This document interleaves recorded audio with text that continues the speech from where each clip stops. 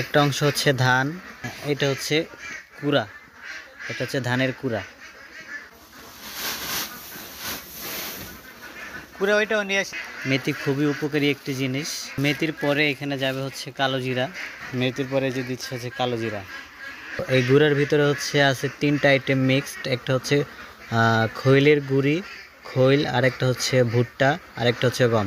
এই 3টা হচ্ছে একসাথে মিক্সড করে দেন হচ্ছে মিল থেকে ভাঙা হয়েছে।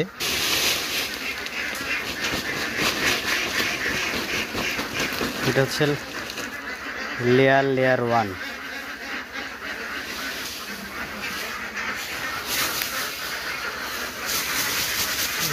লেয়ার 1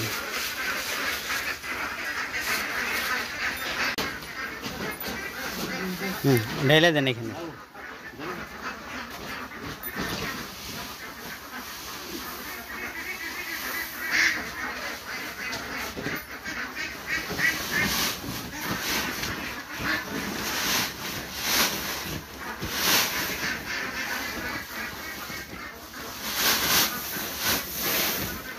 কুড়া ওইটাও নিয়ে আসেন দাদা, ওই যে কুড়া ওইটা নিয়ে আসেন।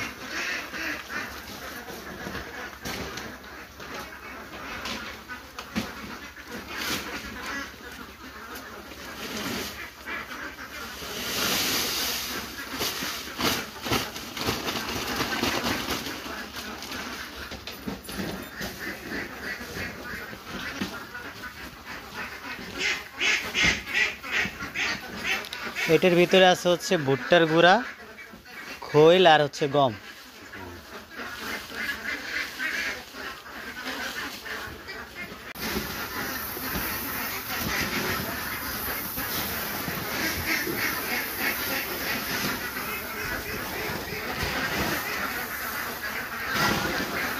এখানে হচ্ছে আমাদের আছে ধানের কুড়া আছে, পরে ধান আছে, খৈল আছে, ভুট্টা গুঁড়া, গমের গুঁড়া, কালো জিরা, মেথি। তো এই কয়টা আইটেম হচ্ছে এখন মিক্সড করা হচ্ছে। দেন হচ্ছে এগুলো হাঁসকে খাওয়ানোর যে উপযুক্ত যে খাবারটা, সেটা আশা করি তৈরি হবে ইনশাল্লাহ।